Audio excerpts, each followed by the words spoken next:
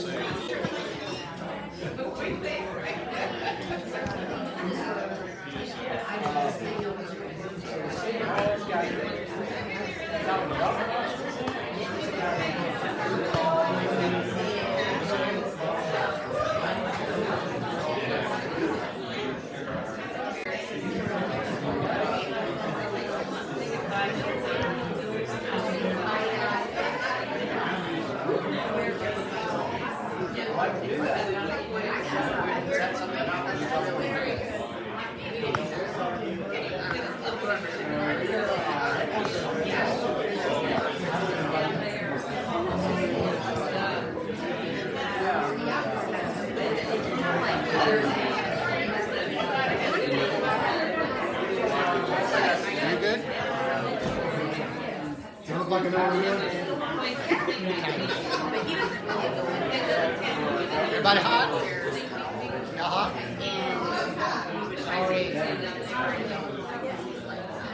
The plan is for everybody to go in there and grab a lung full of cold air and bring it back in here.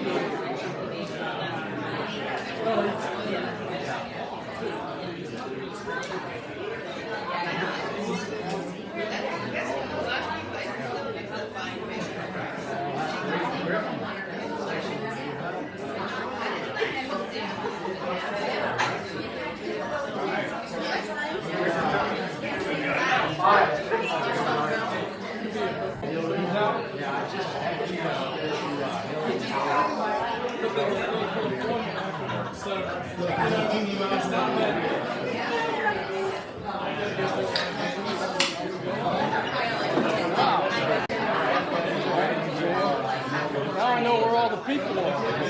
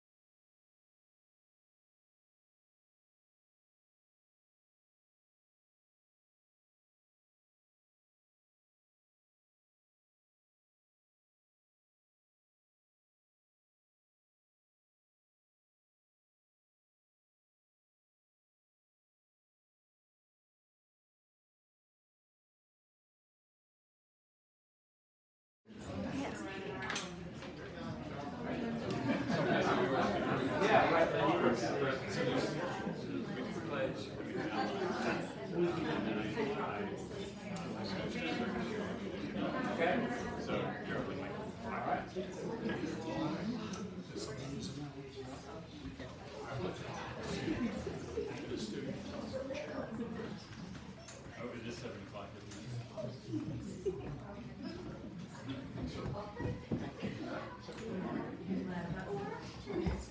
Good evening, ladies and gentlemen. Welcome to the Senoia Area Historical Society program. We are so glad that you are here with us this evening. If you've been a member for a long time, welcome. If you're a new member, welcome. If you're a guest or visitor, welcome. We're just glad that you're here. We start each program with the pledge, so if you would, please stand and say the Pledge of Allegiance. I pledge allegiance to the flag of the United States of America and to the republic for which it stands, one nation, under God, indivisible, with liberty and justice for all. Thank you so very much. You may be seated. There are a bazillion announcements, so I have my cheat sheet. The first one, if you take a look over here, you'll see our sponsors. We are so grateful for our sponsors, our patrons, our corporate sponsors. If you are one of them, thank you. If you're not, maybe you can go shopping there or buy their stuff or something just to let them know that we appreciate them all. So we appreciate all the people that do that. Also, recently we had the Yacht Rock, and that was a lot of fun, I understand. I wasn't able to attend, and I was so sad. But that was great, so thank you for those that made it happen. Those of you that came out, got 3 new members that evening, so it was a very successful evening, and everybody had a lot of fun. Steve told me to announce this because I know you want to know this. 2026 board nominations, it's in progress. You're welcome. Okay, so, I'm sorry, isn't that great? So, we're glad to let you know about that. This Saturday was supposed to be the Kids' Day at the museum, and it was going to be like Kidopoly or Senoiaopoly, and it's not. We have to postpone it due to illness, and so it is going to be postponed to a date to be determined. So apologies, but it will not be the Saturday. So if you know people that are planning on going, please let them know that. They need cart drivers for the Departure concert. That sounds weird, but it's the name of a band that's playing in Senoia tomorrow. And if you can drive a golf cart for that, see Bill Wood. Bill, you're all the way in the back. Can you raise it? There he is, all the way in the back. That's Bill. If you would like to help drive a golf cart for the Departure concert, see Bill. And they'll also be driving golf carts for the Senoia Car Show on September 7th. And if you'd like to help with that, see Bill. So Bill, raise your hand. He's back there in the back. There you go. In case you didn't see him the first time, that's Bill. Next month we have a program as regularly scheduled, right? Second Thursday of the month. But then in November we're going to have it the first Thursday, not the second. But it's not really a program. It's like a business meeting.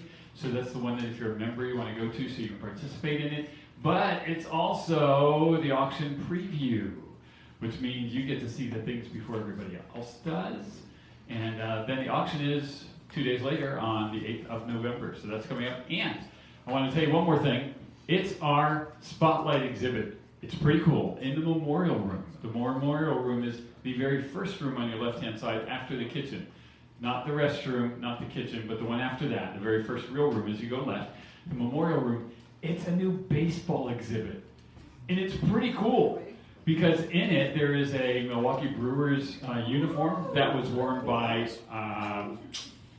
Tim Van Egmond, who graduated from East Coweta High School. How about that? I know. So a local kid that made it into the big pros, and his jersey is there. There's also, it's not signed by Hal Sewell. That would make it better. But it's Hal Sewell's baseball that is signed by several pro players, including a Hall of Fame inductee. And there's a picture of those that inductee and several other ball players with a bunch of school kids in 1962. Have fun. Find which one Hal is. He's the kid with the buzz cut. I'll give you that clue right there. Good luck, because that makes no difference. So that's in that room. I think you'll have a great time. Thank you for being here, Jennifer. Come tell it. Wait, and now, ladies and gentlemen, here comes Jennifer. Thank you. Not quite meta, but I guess it'll do. It's my pleasure tonight to introduce Wright Mitchell, who is the CEO of the Georgia Trust for Historic Preservation. As many of you know, we had an expedition back in June, and it was a great turnout, and a lot of our homes here in town were on display and part of that tour. And then I heard his presentation, so hey, I was like, come do a presentation. But he is going to talk to us about the programs for historic preservation, and most importantly, one of the important programs is the Historic Places in Peril and what we can do to help preserve these structures. Right? Thank you.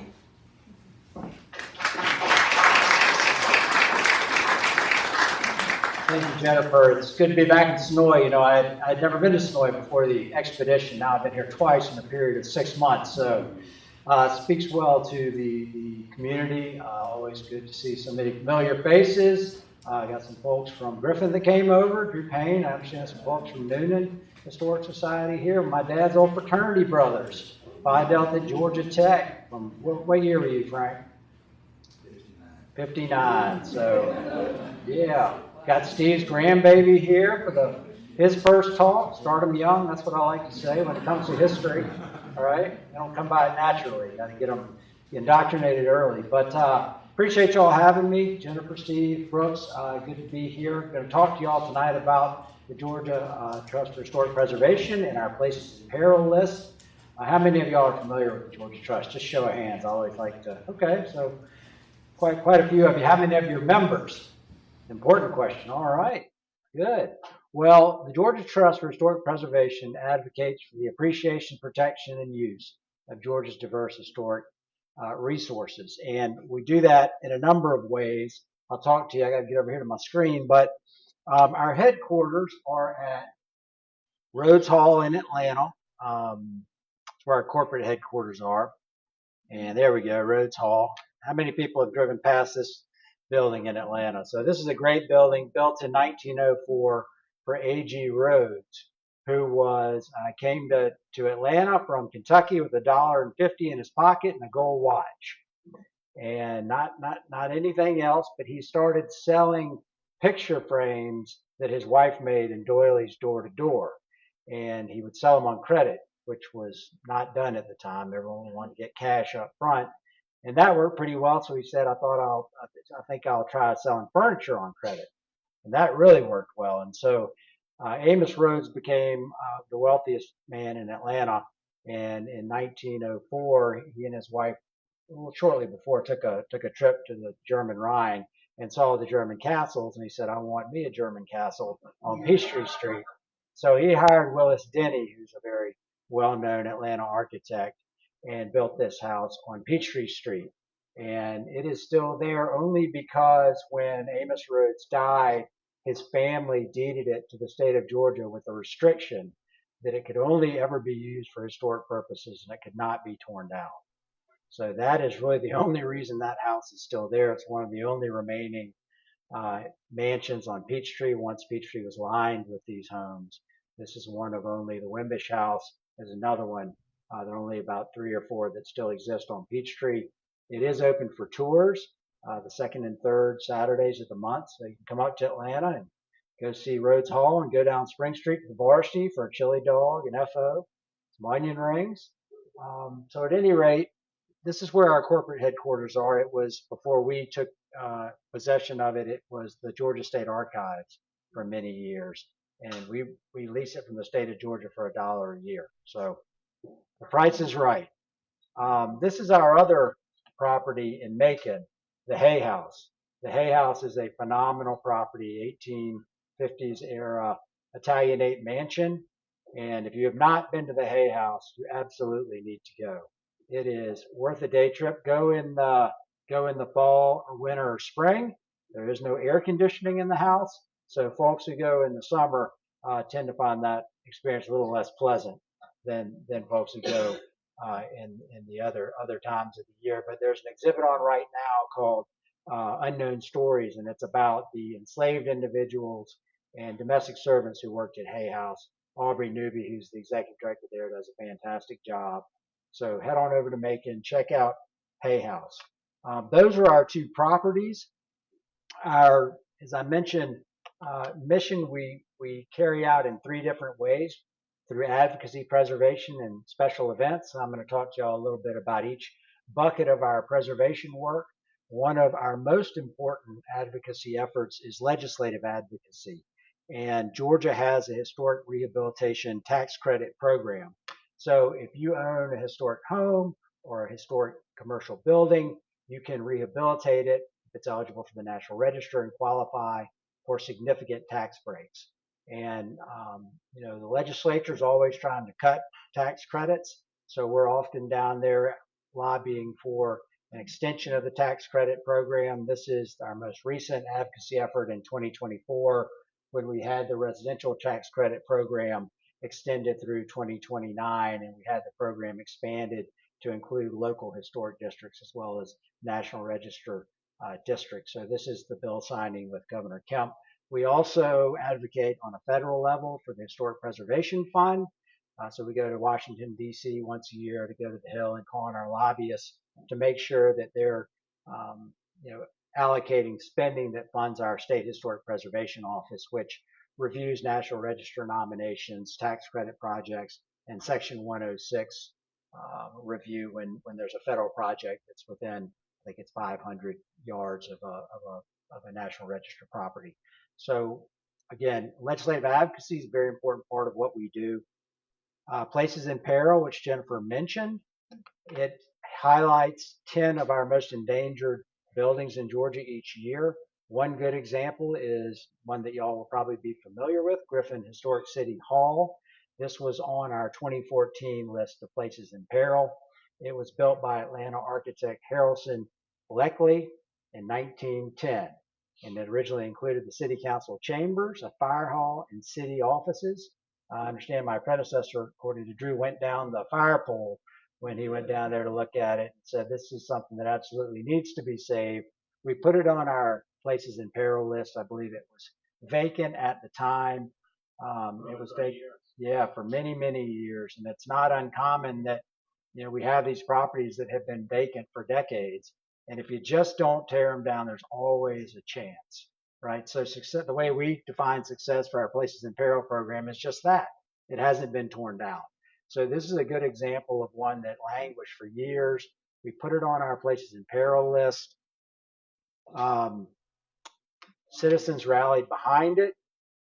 They had a referendum. They passed a bill designating SPLOST funds to be used for the rehabilitation of the building, and it now houses offices for the city's economic development department. It's also got a rental space, and I guess you can go and visit it. There it is. It also, there it is after the rehab. It won our 2020 Marguerite Williams Award. We also have an awards program where we highlight some of the great preservation projects around the state, another part of our advocacy efforts. We also do educational programming. So we have a Historic Preservation Institute once a year in the fall. That's we have professors come in and talk about architects of Georgia, Georgia architecture, Georgia history, and then also Georgia preservation law. Anyone can take these courses. It's all on our website. So if you're interested in historic preservation, it's a great course to take. Just a broad overview of Georgia historic preservation, Georgia history, and architecture. We've got one coming up on African American historic resources. African American historic resources, suffer some unique challenges. Disinvestment, often, like a lot of buildings have been vacant for many years. We're working on the Eleanor Roosevelt School in Warm Springs right now. We've received a Park Service grant of $750,000 to rehabilitate the Eleanor Roosevelt School, and there's a ribbon cutting on the 21st, I believe, over in Warm Springs. So working hard on the Eleanor Roosevelt School. This is a program that's designated kind of to help folks who are looking to rehabilitate and preserve African American historic resources on the 29th of August. And then moving into our nuts and bolts historic preservation program, which is our revolving fund. This is the Harmony Church in Senoia, built in 1896. This was a church building that was vacant that we took into our revolving fund. When we take a property into our revolving fund, it's usually, we're kind of what we like to call a realtor of last resort. So if you can't sell it on the open market, it's historic. A lot of people come to us and say, we need your help to sell it. We say, we're happy to do that. But in exchange, we're going to put a rehabilitation agreement on it, and we're going to put a historic preservation easement on it. So the buyer's required to rehabilitate the building to make it habitable, and then they're required to put a historic preservation easement on it that we monitor annually to make sure they're maintaining the historic integrity of the building. So this was a church. It was vacant. We brought it into our revolving fund. we found a preservation-minded buyer for it, and it's now a single-family home. So that is the after picture. Another way that we preserve historic buildings and homes is through donated easements. So we talked about the revolving fund, which is a situation where we take an option on a property, we find a buyer, we exercise the option, we buy it, we put the easement on it, and then we pass it through to the new owner. Or another way that we end up with an easement is the owner of a historic property comes to us and says, I want to place an easement on my property. And they may be motivated by simply wanting to preserve the building. It could be that it's something that had been in their family for many years. There is a tax break that goes along with it, so they get a tax write-off between the difference of the pre-easement value and the post-easement value. That motivates some people. Some people are just into historic preservation and want to make sure that their home is protected. So this is a house here in Senoia that we hold an easement on, the Amos Hunter Gerald House, built in 1830. Some of y'all may be familiar with it. I don't think it was on the expedition. But at any rate, that's another example of a way we protect properties in perpetuity through our easements. And if y'all have questions, feel free to raise your hand. Yes, ma'am. Someone here locally would know. Steve, do you know where the house is? I don't have an address. I think it's a little bit out of town. Maybe that's why it wasn't on the expedition, but I don't know exactly where it is. So then we have our member programs, and many of y'all are probably familiar with our rambles. Twice a year, we go to towns in Georgia, and for 3 days, basically take them over, home tours, parties, cocktail parties. It's a great way to get to know the state of Georgia. And honestly, without bias, people who move to Georgia and want to know about the state of Georgia, how do I get to know what it's all about? I tell them, join the Georgia Trust and start going on rambles and expeditions.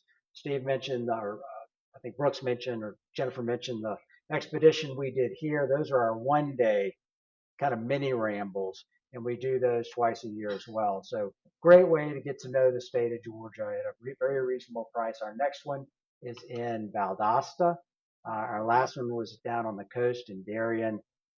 We had over 500 attendees. And as I mentioned, our next one's coming up in Valdosta this fall. And then, of course, we've got to raise money. So we have a preservation gala. And the preservation gala is our biggest fundraiser. It's going to take place this year at Piedmont Park at the Greystone, which is a historic building, a bathhouse that's there at Piedmont Park on September 13th. Tickets are still available online. And as I mentioned, our fall ramble in Valdosta. Now for the crowning jewel of the evening, our Places in Peril list that I mentioned earlier, which highlights the most endangered places in Georgia. This is a nomination process. We have a committee. People nominate properties in their community, and then our committee reviews them. There's a number of criteria that they apply to determine whether they qualify for the Places in Peril list. They have to be endangered. They have to be historic, first of all, but they have to be endangered. And, they could be endangered through demolition by neglect, like we've discussed. They've been sitting empty, unoccupied for many years. There could be a developer sniffing around who's bought the property or is thinking about buying the property. And we'll talk about a situation over in Griffin where that very thing is happening right now. Could be someone a developer proposing incompatible development, i.e. they want to put a apartment complex next door to a historic property. Or it could be that we're just nominating it because the site needs attention. We'll talk about the Southeastern Railway Museum, which is a phenomenal museum up north of Atlanta that has 90 pieces of historic railroad rolling stock. And they suffer from low visitorship, and so they've got a lot of this rolling stock that's just kind of sitting outside rusting, and they need the funds to restore these pieces. So we're naming them not because the museum itself is endangered, but because they just need the visibility. And so what we do, we put it on the Places in Peril, we publicize it, and then it's really kind of up to our local partners to take that and run with it like they did in Griffin with the City Hall. So our first place in peril I want to talk about is right in downtown Atlanta. This is 148 Edgewood Avenue. It's in the Martin Luther King National and Local Historic District. And this was originally a Georgia Power substation. So it just kind of housed the stuff, electrical stuff that made the lights in the district work, and it was really kind of the beating heart of the National Historic District there when MLK was preaching it, or rather visiting Ebenezer. It was built in 26, as I mentioned. It's located in the local and national MLK district. It's very significant because that district has been divided by the connector. So the connector has really damaged the integrity of that MLK district. They cannot afford to lose more historic resources. Eventually, what happens if a district's on the National Register, if you lose enough contributing buildings, you can lose your National Register status. And that district's really in danger of losing its status because it's lost so much of its integrity. So 148 Edgewood is owned by Georgia State University. They want to tear it down for green space. And we submit that there are a number of other uses for it that would be better than green space. They've got green space just down the road. We just believe they don't want to spend the money that's required to rehabilitate it. And they've recognized that this building in their master plan is a building that's worthy of long-term preservation. So, we're hoping that they'll change their mind and adapt it for they can let the fraternities use it as kind of a fraternities and sororities use it as just kind of a recreation hall, is our suggestion. It's the Collier Toomer House in Savannah in Chatham County. This was associated with one of the first African American dentists in Savannah, Dr. Nathaniel Collier. It was later owned by Janie R. Toomer, who was the first black female real estate broker. So very strong connection to the African American community in Savannah. It later hosted community events and social events before falling into neglect. And this one's been vacant since 2016. The owner has sought a zoning change to demolish it for commercial development. So, we're working with the Historic Savannah Foundation to raise awareness around this and put pressure on the city not to allow a demolition permit to be issued. This is the Crossroads Rosenwald School in Brooks County, which is way down near Thomasville on the Florida line. And this is one of Georgia's few surviving Rosenwald schools. And if y'all are familiar with Rosenwald schools, they were schools that educated African Americans in the 1930s. And this one was grades 1 through 8. And, as I mentioned, it was very important to the African American communities. The Eleanor Roosevelt School was a Rosenwald school as well. There are not many of these left. So whenever one comes up as being threatened, we always step in and take action. Again, it's been abandoned and is at risk of basically falling down, demolition by neglect. And communities seeking restoration and adaptive reuse funding. They recently got it listed on the National Register, which is great because that makes it eligible for all the tax benefits that I discussed earlier. And now they just need recognition, visibility, and funding, which is what we're providing them, hopefully by placing it on our Places in Peril list. Now, the Gassert House in Griffin. So this one I know most of y'all, or many of y'all, have probably heard about. Many of y'all probably know a lot more about this property than I do, but it was built in 1927 on land ceded by 1827, of course, ceded by the Creek Nation in 1821, the Treaty of Indian Springs. So it was built by Daniel Orr for his son Peril and his wife Betsy Hendrick. And over the years, it changed hands several times, but it was ultimately purchased by George Gassert in 1906. The two-story portico was added around that time. It remained in the Gassert family for many generations, and it was a farming property. And so the last heir sold it to a developer, and he's planned commercial development for the property and wants to tear the house down and is seeking a demolition permit. And I know there's some hearings coming up. Drew, do you have anything you want to add about this? Not to think No, please do. September 11th, there's a zoning. The developer purchased it with it being zoned agriculture. It's on Highway 362 between Griffith and Williamson, that little community called Rover. If you want to take a field trip, drive by it, barnstorm it. There's a 1910 replica of Hamlet Field is right down the road, so you go down and have lunch, watch the biplanes come in. But we need your help. And what we're trying to find, if someone buys a house, they have a demolition permit on it, hasn't been signed yet. And it's difficult to tell someone they can't tear their house down. But when it comes to zoning, that's where you can find. Because it's zoned agricultural, and now they're trying to turn the zoning into zoning for a truck stop. Not a gas station, it's a truck stop.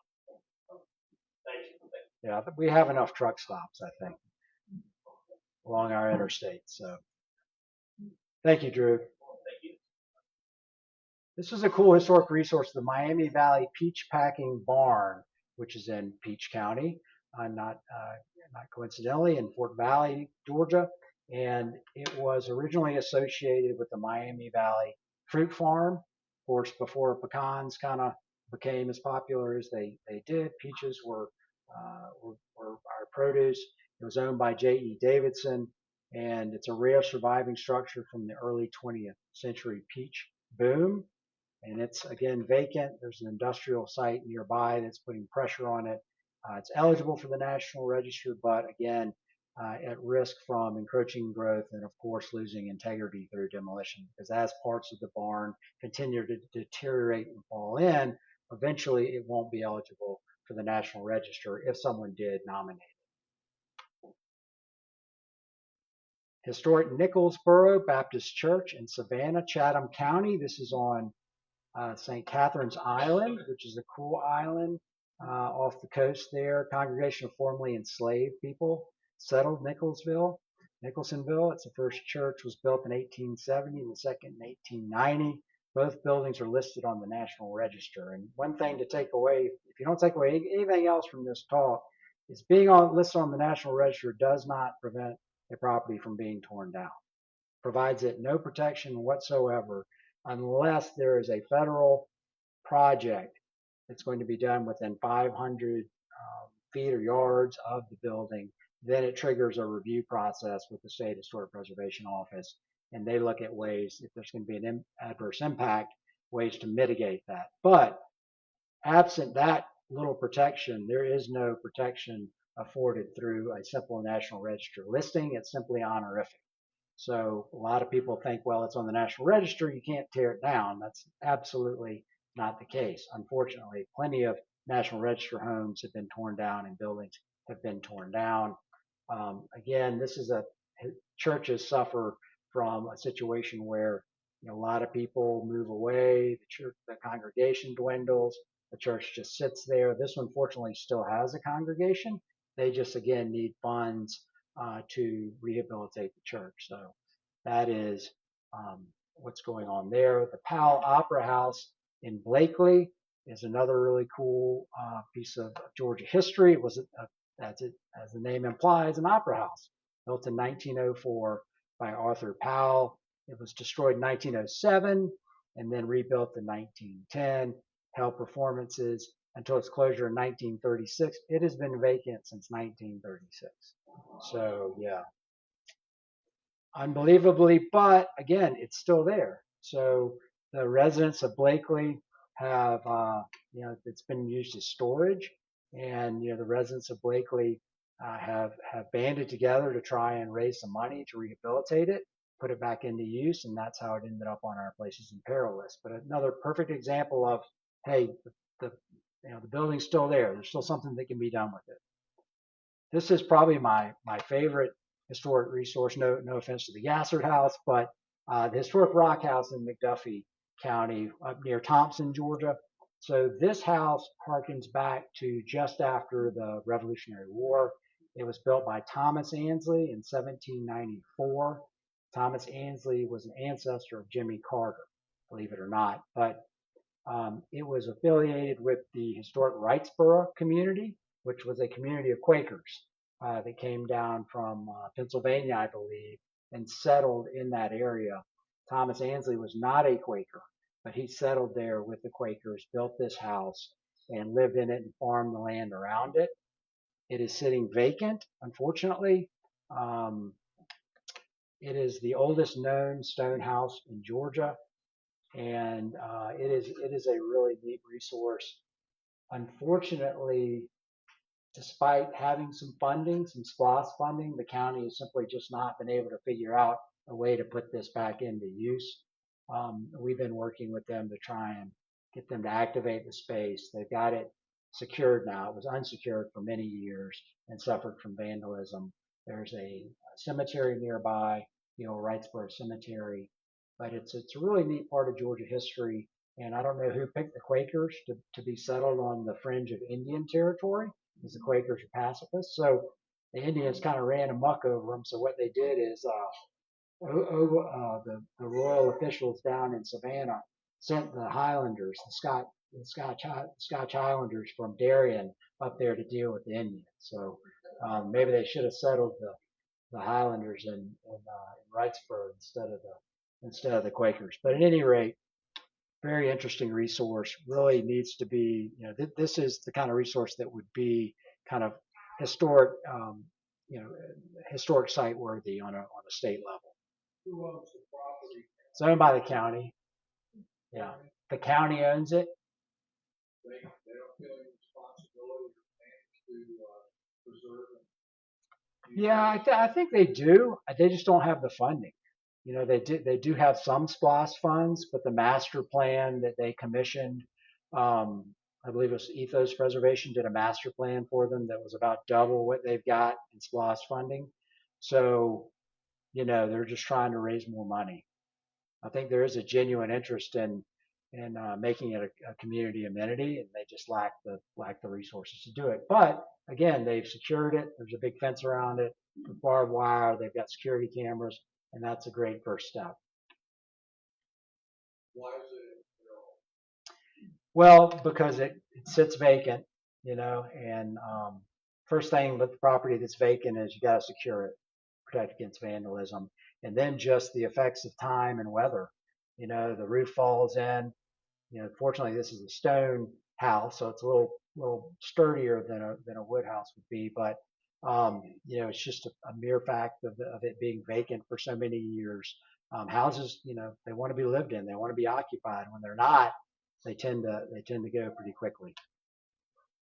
And I mentioned earlier the Southeastern Railway Museum. So if you got Steve, I know you'll be taking your grandson up there. But it is a great railway museum in Duluth, in Gwinnett County, and they have FDR's his sleeper car, the Marco Polo, there, and as I mentioned, 90 other pieces of historic rolling stock, some of which are on the National Register themselves. And unfortunately, they sit outside, many of them. There are kind of barns or overhangs where a lot of them can be sheltered from the weather, but many of them are just sitting out in the open, rusting away. Visitorship has declined, since COVID. They really haven't, they've seen a fall off in visitorship. So we put it on the Places in Peril again to raise awareness that it's there and get people up there to see it, because it's a great place. Another neat historic resource is the Buckhead Town Hall and Jail in Buckhead, Georgia, which is not Buckhead in Atlanta. It's the Buckhead out I-20 toward Augusta in Morgan County. This was originally the jail, and it later served as town hall, one of only 2 historic properties owned by the town. And they do have a little historic district there, which is great. It is part of the historic district, but it has suffered severe structural damage despite a roof replacement. It's in dire need of brick repointing, so that there's water intrusion into the building through the brick, and the community is hopeful for momentum and again funding. A lot of what things come down to in historic preservation is funding. So that is it. That's our Places in Peril list for 2025. Appreciate y'all all coming out this evening. Happy to take any questions you might have. Yes, ma'am. I have a question about the maintenance. Yes. How do you keep Yeah. So they have a humidification system that, if it gets to a certain level of humidity, they'll bring in dehumidifiers. So yes, but there's no central heat there. It's yeah, it's too expensive, one, and two, you'd have to cut into the walls and ceiling, and you couldn't do it through mini split systems, which are typically used in historic homes simply because it's just too much volume. Yeah. Yes, ma'am. Is the fireplaces still work for the winter? At Hay House? No, they don't use the fireplaces, I don't believe. No, we just had an inspection report, and our insurance company told us we need fire detectors in the garage. So yeah, fire and historic homes typically don't mix. Yeah. So you just wear a coat in the winter, right? Well, it's built really well, and it holds heat very well. So it heats up enough during the day that it kind of retains that heat. So it's not uncomfortable in the winter. It's pretty darn uncomfortable in the summer. I'll tell you that. So again, make sure you go in the off season. Yeah, to speak to the Hay House, my wife spent, we've had a few trips to Ireland and Scotland. This is fantastic castle. Yeah. But the nomenclature applied to the Hay Houses is that it is a southern palace. And I will tell you that is the most amazing place. It's stunning. The faux wainscoting, wainscoting that's around there. It's absolutely a stunning place. And I would encourage everybody, please go. It is amazing. Yeah. Well, thank you for that plug. I agree. It is an amazing place. It had all the state of the art systems at the time. It had air conditioning. So the way they air conditioned it is they had a cistern that was a couple of houses up, and the cistern's now under a house. It's no longer connected, but there was a long tunnel that ran from the cistern to underneath Hay House. And then they had a series of kind of trap doors that they would open up, and there's a cupola at Hay House, and they would open that cupola up, and it would draw all the cool air up through the house. So that's how they cooled it back in the day. Unfortunately, now it's that the cistern's covered over. The tunnel's been blocked up, but if you attend one of our special tours, you can actually go see the cistern. It's really neat, the way that it was engineered, and they had little talking tubes, so you could kind of an early intercom system. But it's for Macon, Georgia, in the 1850s to have a house built like that. That, to your point, I would put up against any house museum, certainly in the United States. It's a real treasure for us to have here in Georgia. Yeah. Yes, ma'am. So we have about 15 full-time employees, and then we have some part-time employees that are docents at Hay House. So at Hay House, we have Aubrey Newby, who's our executive director, Clint Sims, who's kind of the associate executive director, Aaron Evans, who does educational programming, and then we've got 4 or 5 docents that lead tours. You got anything else on the Hay House while we're on topic? Or? Well, in terms of the last ramble of coastal capital, had an opportunity to play the bagpipes. Oh, that was you. Oh, okay. Yes. And that was a great opportunity. A lot of fun. Done a great job. Yeah, the Savics. Yeah. But to shift back to the roads, Yeah, AG Roads.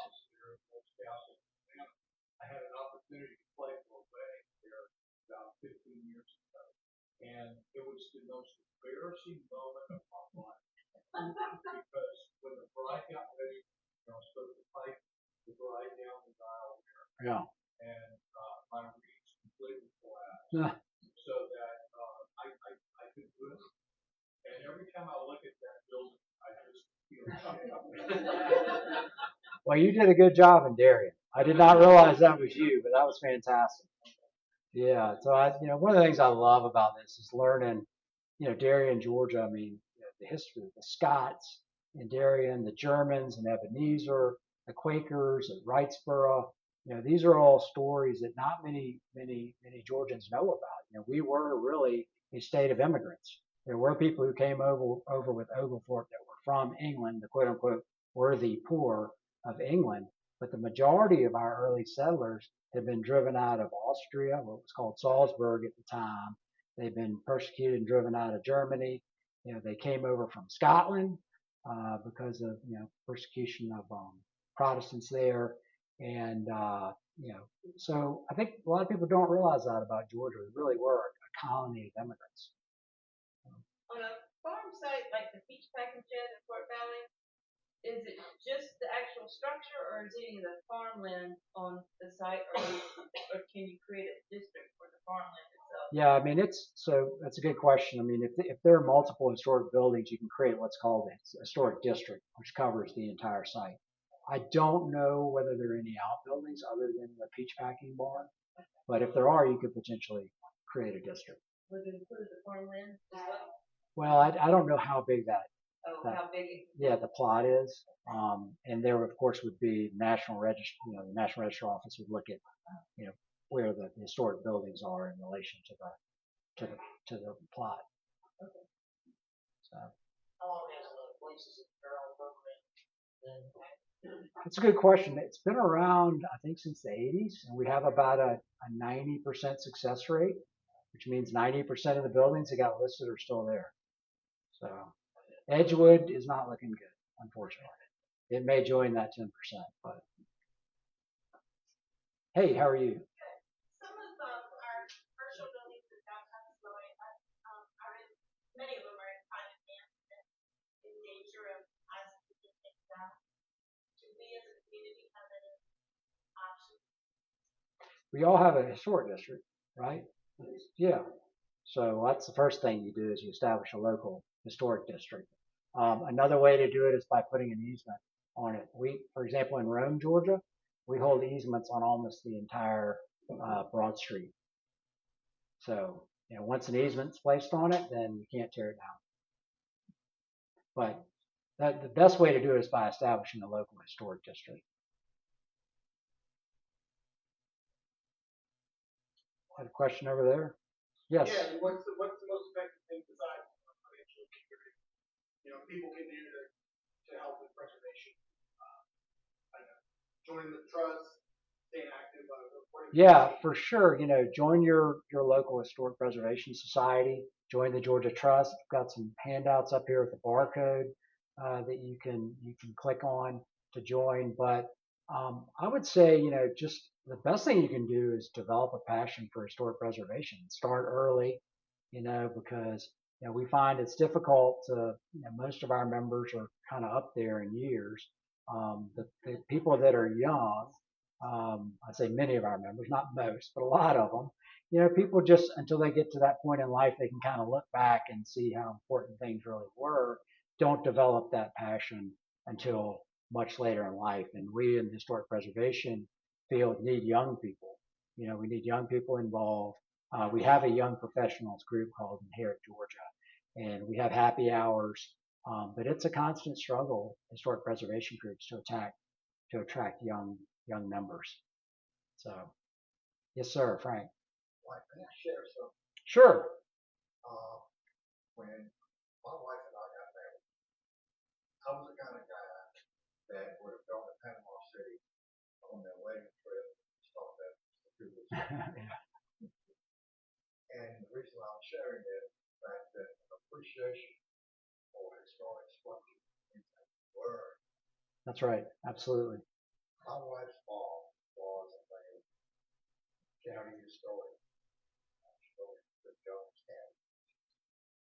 She grew up where always read so she wanted to go to law enforcement. And I'm like, okay, whatever. Yeah. So we go and show you how uncool I was. Instead of getting hotel reservation with the inn along the way through, we stayed a holiday in on outside. But I didn't know any better. We stayed there a week, and when I came, we Any of y'all that ever been to Poland, we regularly with the cat. But when we came home, I started noticing things that I had never paid any attention to. And I have rescued stained glass windows, doors. I have 3 brass thresholds that came from. Yeah, yeah, oh yeah, yeah.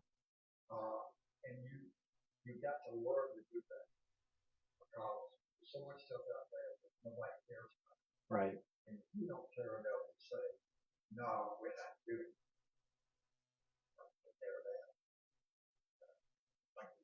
Yeah, no, Rick Steves said his goal was, Rick Steves, I saw a quote from him. He said his goal when he started his travel company was to get Americans to go beyond Orlando, right? So there's a lot of truth to what you're saying, Frank. I mean, being able to see preservation and architecture makes you appreciate what you have a lot more. Yes, ma'am. Yes. Sure. Absolutely. Anyone else? Yes, sir. You showed the house in Senoia, the church. What's the name of that house? The Harmony Church? Yes, was the name of it. Couple that own that were a member here before they sold. They moved out. You remember that house? Yes,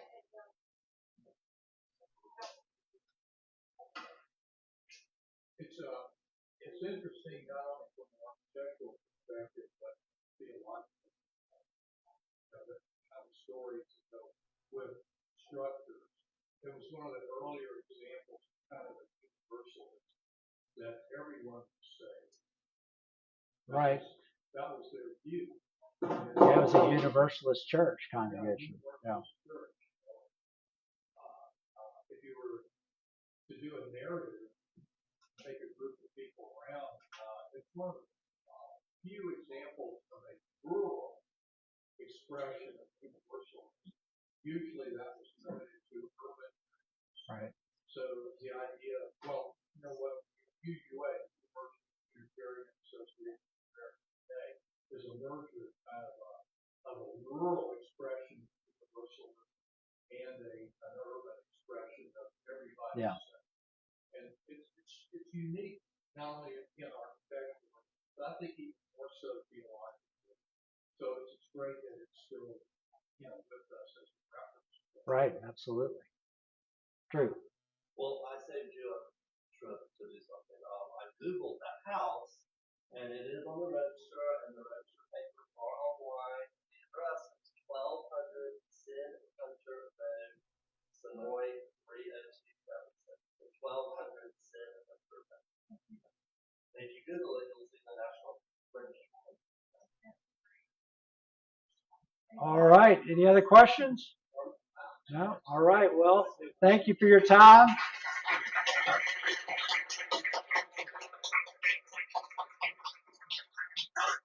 Thank you.